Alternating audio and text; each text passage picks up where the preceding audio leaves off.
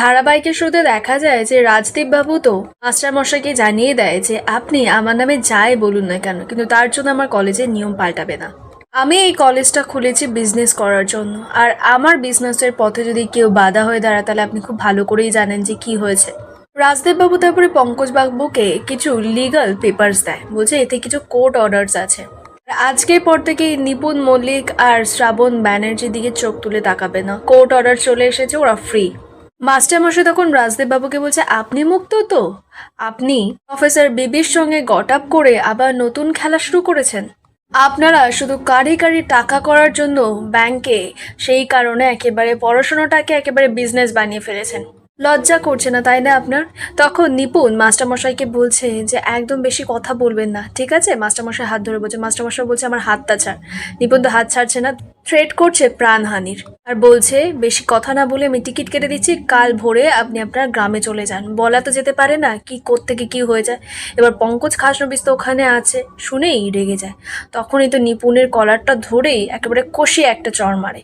রাজদেব বাবু যখন কিছু বলতে যাবে তখন পঙ্কজবাবু বলছে এখানে একদম আপনি কথা বলবেন না, এই গ্রাউন্ডে কিন্তু আমি ওর নামে কেস আনতে পারি। একটা বয়োজ্যেষ্ঠ মাস্টারমশাইকে একটা ক্রিমিনাল থ্রেট করছে আর আপনি সাপোর্ট দিচ্ছেন। নিপুণ তো তবুও বলছে উনি আমাকে সাপোর্ট করছেন না, আমি স্যারকে সাপোর্ট করছি, আমি সব উড়িয়ে দেব।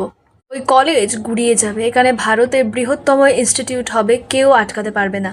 আর একটা কথা, স্যার আপনাকে নিজে নিমন্ত্রণ করতে আসবে, প্রফেসর বিদ্যা ব্যানার্জির বোনের সঙ্গে রাজরিত স্যারের বিয়ে হবে। তখন পঙ্কজবাবু বলছে একটা ইটও খসতে দেবে না প্রফেসর বিবি। রাজদেব বাবু বলছে বুলডোজার দিয়ে পুরো উড়িয়ে দেব। আমি আপনার সঙ্গে বাজি রাখলাম, 1 ফেব্রুয়ারি এই ইনস্টিটিউটের ভিত্তিপ্রস্তর স্থাপিত হবে। কলকাতার তাবর তাবর লোকেরা ওখানে দাঁড়িয়ে ভিড় করবে সবাই।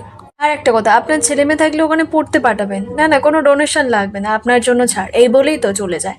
এরপর পঙ্কজবাবু তো বিদ্যাকে ফোন করে, তো বিদ্যা ফোন ধরতে পঙ্কজবাবু বলছে যে ওই নিপুণ আর শ্রাবণ তো একেবারে বেকসুর খালাস পেয়ে গেল। রাজদেব বাবু এসেছিলেন, তার সঙ্গে ওই নিপুণটা এসেছিল, বলছিল ওরা নাকি কলেজ একেবারে গুড়িয়ে দেবে, আর ওখানে নাকি একটা মস্ত বড় একাডেমি তৈরি করবে। তা প্রফেসর বেবি আপনি কিছু করবেন না? বিদ্যা বলছে যে অফিসার আমাদের ডিল হয়ে গেছে। পঙ্কজা বলছে মানে?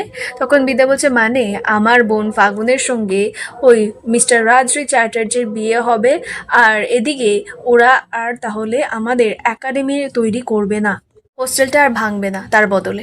পঙ্কজবাবু শুনে বলছে আমি আপনাকে বলছি ওরা আপনাকে মিথ্যে কথা বলছে, ঠকাচ্ছে। বিদ্যা বলছে না না, কারণ আমি জানি আমাকে ওরা ঠকাতে পারে না, কারণ এই বিজনেসের সঙ্গে আমার বাবা জড়িত। একটা ঋণ রয়ে গেছে জানেন তো সিঁদুরে। তখন পঙ্কজবাবু বলছে আপনি কি বলছেন? তখন বিদ্যা বলছে না না কিছু নেই বলে ফোন কেটে দেয়।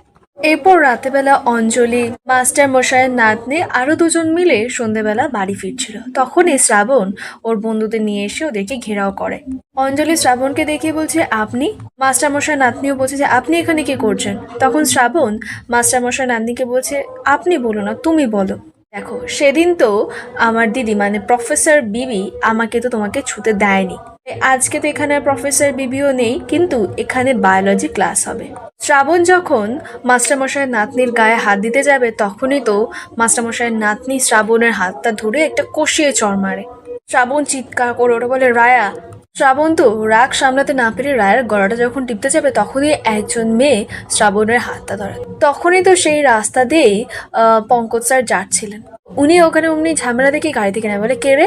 তখন শ্রাবণ তো এবার কি করবে, অন্যদিকে গিয়ে দাঁড়ায়।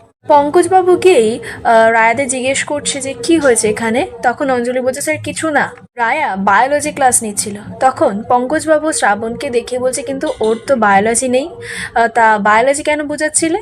তখন রায়া বলছে কখনো কখনো স্যার বায়োলজি বোঝাতে হয়, এটা আমাদেরকে প্রফেসর বিদ্যা বলেছেন। পঙ্কজবাবু তারপরেই শ্রাবণ ওদেরকে বলছে চাল এখান থেকে এবার হাট, না গেলে না একেবারে থানায় নিয়ে যাওয়ার আগেই এনকাউন্টার করে দেবো। শ্রাবণরা ওখান থেকে তো পাই পাই করে দৌড় লাগায়। তারপর অফিসার পঙ্কজ বাবু অঞ্জলিদের বলছে চলুন আপনাদেরকে আমি ছেড়ে আসছি, আপনাদের কোনো ভয় নেই। অঞ্জলি বলছে স্যার আমাদের ভয় নেই, ভয় আমরা পাই না, কারণ আমাদের সঙ্গে প্রফেসর বিবি আছে। অঞ্জলিরা ওখান থেকে চলে যায়। তখন পঙ্কজবাবু তো খুব গর্ববোধ করছে, বলছে প্রফেসর বিবি সত্যি আপনি ছাত্র সমাজ গড়ে তুলেছেন, সব ছাত্ররা যেন এইভাবেই এগিয়ে যায়, তোমরা সবাই এগিয়ে যাও। বিদ্যা ব্যানার্জি আপনাকে সত্যিই স্যালুট। এরপর রাতেবেলা শ্রাবণ তোর বন্ধুদের সঙ্গে গিয়ে ক্লাবে পার্টি করছে, নাচ গান করছে। হঠাৎ করেই গানটা বন্ধ হয়ে যায়। তো শ্রাবণ ম্যানেজারকে ডেকে বলছে, গান কেন বন্ধ হলো, হ্যাঁ কি কারণে? তখন ম্যানেজার বলছে হয়তো কিছু একটা শর্ট সার্কিট হয়েছে স্যার। শ্রাবণ বলছে শর্ট সার্কিট কেন হবে? আপনি জানেন আমি কার ছেলে? তখনও তো সেখানে বিদ্যা চলে আসে। এসেই শ্রাবণের হাত থেকে মদের গ্লাসটা নিয়ে নেয়, নিয়েই বলছে ইফ আই নট রং এটা হলো স্কচ হুইস্কি, তাই তো ম্যানেজার? ম্যানেজার বলছে হ্যাঁ ম্যাম। তো বিদ্যা তো সকলের সামনে ওই মদটাকে ফেলে দেয়। শ্রাবণের মাথায় হাত। বিদ্যা ম্যানেজারকে বলছে এই ছাত্র সমাজটাকে তাকিয়ে দেখুন, এদেরকে দেখে না একেবারে শিউরে ওঠার মতো। ওরা ডিস্কে এসেছে, এসে নাচ গান করছে, তার উপরে তো মদ্যপান করেইছে। ছি, এই যে alcohol 40 to 60% alcohol by volume. শ্রাবণে তো এসব একদম শুনতে ভালো লাগছে না, মুখ টুক কেমন বাংলার পাঁচ করছে যে এখানেও সব বিদ্যা আবার জ্ঞান দেওয়া শুরু করে দিয়েছে। বিদ্যা তখন বলছে এগুলো শুধুমাত্র ওদের লিভার নষ্ট করছে না, এই সমাজের ক্ষয় ধরিয়ে দিচ্ছে। আর এখানেই আজকের পর্বের আপডেট শেষ হয়। দেখা হবে আগামী পর্বের আপডেটের সঙ্গে।